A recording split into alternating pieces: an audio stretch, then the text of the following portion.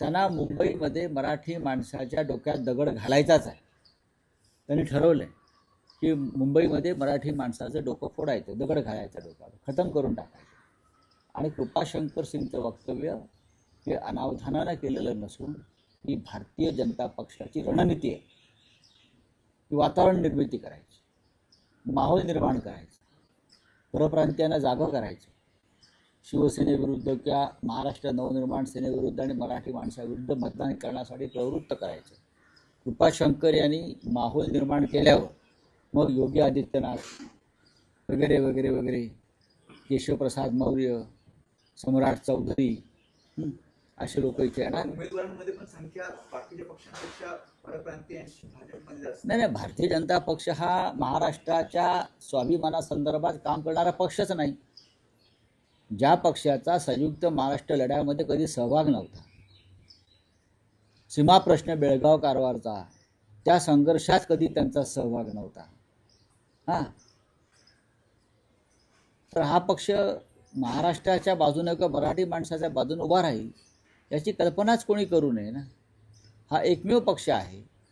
भाजपा या महाराष्ट्रात आज सत्तेवर आहे, त्यांचा महाराष्ट्राच्या आणि मराठी माणसाच्या कोणत्याही लढ्यामध्ये सहभाग नव्हताच. शिवसेना आहे, काँग्रेसचे नेते होते काही, त्यांनी राजीनामे, चिंतामणराव देशमुखांनी राजीनामा दिला आहे महाराष्ट्रासाठी. शरद पवार स्वतः होते या लढ्यामध्ये, कम्युनिस्ट पक्ष होता या लढ्यामध्ये महाराष्ट्राच्या, मुस्लिम समाजाचे नेते होते महाराष्ट्राच्या लढ्यामध्ये. हे काय सांगताय? शाहीर अमर शेख, शाहीर अमर शेखांनी तर अख्खा महाराष्ट्र गाजून सोडला होता त्यावेळेला. असे असंख्य लोक होते. भारतीय जनता पक्ष कुठेच नव्हतं. त्याच्यामुळे त्यांना कृपाशंकर सिंगच्या माध्यमातून मुंबईत मराठी महापौर कसा होणार नाही यासाठी त्यांची कारस्थानं सुरू झालेली आहेत. नक्कीच नक्कीच मराठी माणसाच्या तोंडावर पिचकारी मारण्याचं पान खाऊन हे भाजपने केलेलं कालचं कृत्य आहे. आणि त्यासाठी थोबाड निवडलं कृपाशंकर सिंग यांचं.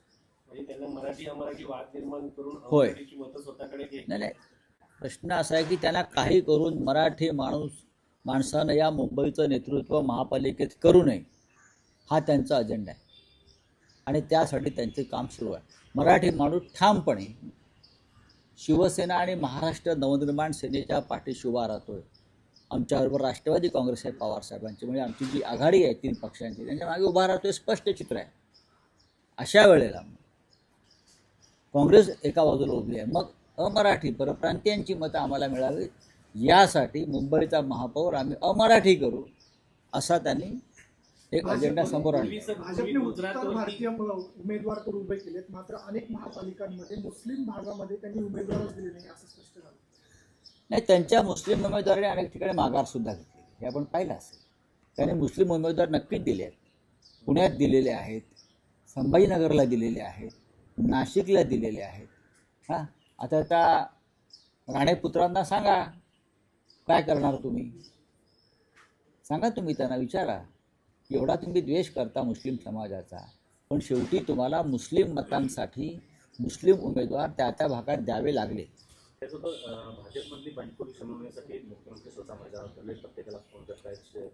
बंडखोरी झाली हे महत्वाचं आहे.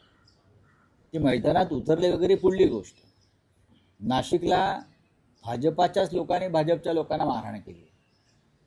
संभाजीनगरमध्ये मंत्र्यांच्या गाड्या, खासदारांच्या गाड्या अडवून त्यांच्यावरती हल्ले केलेले आहेत.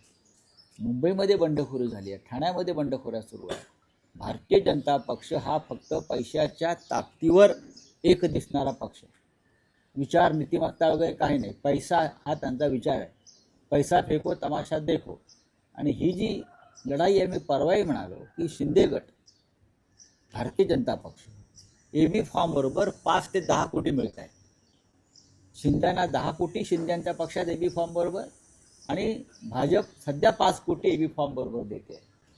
अजित पवारचा आकडा मला माहीत नाही, त्यांनी कोणता आकडा लावला आहे.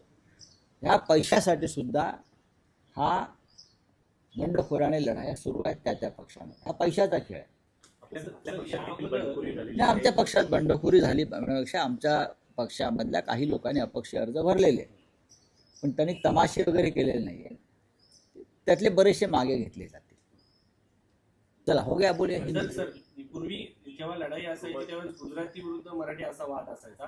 आता थेट अमराठी आणून नाही नाही, गुजराती समाजाविरुद्ध मराठी माणसाची लढाई तशी कधीच नव्हती. मोदी शहा यांचं राज्य आल्यापासून त्यांनी याला हा रंग दिला. नाही तर मुंबईमध्ये गुजरातचा शासकच मराठी होता हो. बडोदाचे महाराज गायकवाड संपूर्ण गुजरातचे शासक होते. मग तसं म्हटलं तर गुजरात महाराष्ट्राचाच भाग झाला ना. ज्या गुजरातवर मराठ्यांचं साम्राज्य आणि राज्य होतं गायकवाडांचं, त्या गुजरातशी आमचं भांडण असण्याचा प्रश्नच येत नाही. मोरारजी देसाई यांनी मुंबईत मराठी माणसावर आणि गुजरातमध्ये गुजराती माणसावर गोळ्या चालवलेल्या आहेत. हा इतिहास आहे. बाळासाहेब ठाकरेंनी नेहमी सांगितलेलं आहे गुजराती समाजाला, तुमची लक्ष्मी आणि आमची सरस्वती एकत्र आली तर आपण देशावर राज्य करू. पण यांना फक्त लक्ष्मीचंच राज्य आणायचं, ते सुद्धा काळ्या पैशाचं. बोलिए. देखिए, सबसे पहले मैं कहूँगा कि भारतीय जनता पार्टी मुंबई में यहाँ के भूमिपुत्रों का यानी मराठी लोगों का मेयर नहीं बनाना चाहती. कृपा शंकर के माध्यम से वो यहाँ माहौल बिगाड़ना चाहते हैं. कृपा शंकर हिंदी भाषिक लोगों का नेता नहीं है.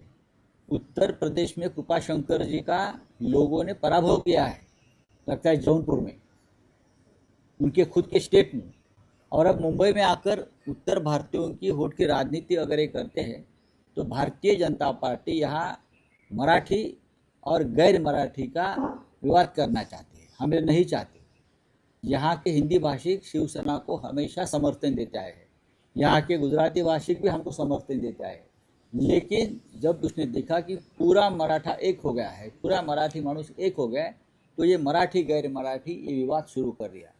लेकिन मैं कृपा शंकर जी को और उनके जो आका बैठे हैं दिल्ली में और उनको कहना चाहता हूँ, मुंबई का मेयर मराठी होगा.